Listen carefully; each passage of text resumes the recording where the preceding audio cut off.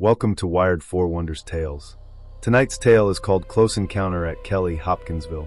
Let's descend into the dark. August 21st, 1955. Kelly, Kentucky. A wide spot in the road, surrounded by corn and tobacco fields. It's here, on a 28-acre farm, that a legend was born. A story so fantastic, so ridiculous, that the very telling of it became a curse that lasted 65 years.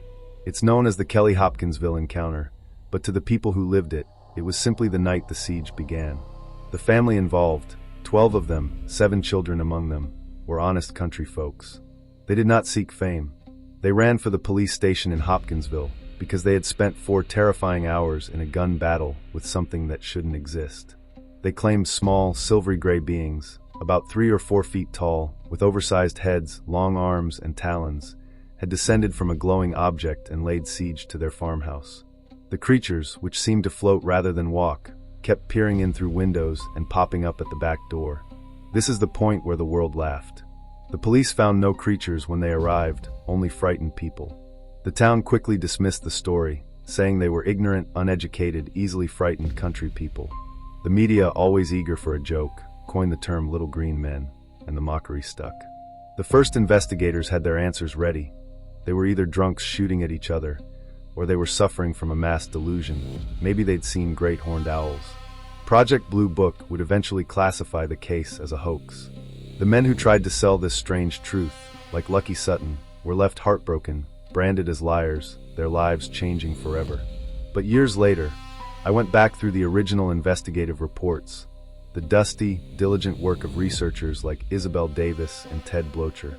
The chilling discovery wasn't what they saw, but how utterly the easy explanations fall apart. The theory that the family was drunk? It conflicts violently with the evidence. Police Chief Russell Greenwell searched the premises and reported no signs of alcohol or drugs, a fact noted by several other investigators. In fact, Glenda Sutton Morris noted that these weren't men who got scared easily.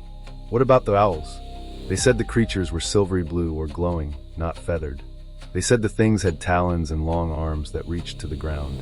Most damningly, 10 witnesses, including the unbending, highly credible Mrs. Glennie Langford, saw virtually the same creatures and experienced the same events over many hours. This consistency makes hallucination or simple mistake incredibly unlikely. Here is the true, terrifying core conclusion.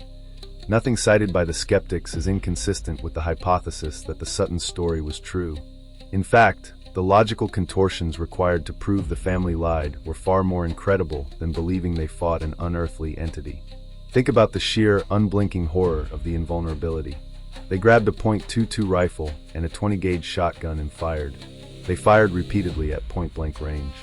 When the bullets struck the small, silvery figures, the impact sounded like shooting a metal bucket. The creatures would simply flip, get back up, and float away, seemingly unharmed, exhibiting no hostile behavior, only profound curiosity. They made no sound when moving, only a slight tapping on the metal roof, as if dragging their talons. The terror peaked at 11 p.m., forcing the family to flee to Hopkinsville. The police arrived, searched, and found nothing. Skeptical, the investigators left the farm sometime between 1 and 2 a.m. But the creatures hadn't left. Half an hour after the protection, the cars, the flashlights, the guns of the military and police had vanished back down the dark Kentucky road. The siege resumed. The family saw them again. Mrs. Langford, lying on her bed and trying to sleep, saw one return. It came right up to the window beside the fireplace. She tried to convince herself she was mistaken. She told an investigator, "I turned my head 3 different times because I thought maybe my eyes were fooling me. But every time I turned my head back, there he was." The creatures disappeared for good shortly before sunrise. The family never recanted their story. The men who scoffed at the little green men and the drunk country people may have won the public relations war, but they failed the test of truth.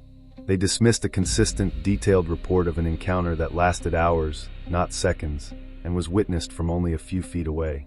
And if the human beings were telling the truth, as the evidence strongly suggests they were, then those strange, silver beings, impervious to our most common weapons, unmoving, merely looking, were real. And they were not here to invade or conquer. They were here merely to satisfy a profound, unsettling curiosity, to watch us through a window. And now, 65 years later, we still only have questions about their nature, their origin, their motivation. They were beyond our understanding, untouched by our bullets, and immune to our dismissal.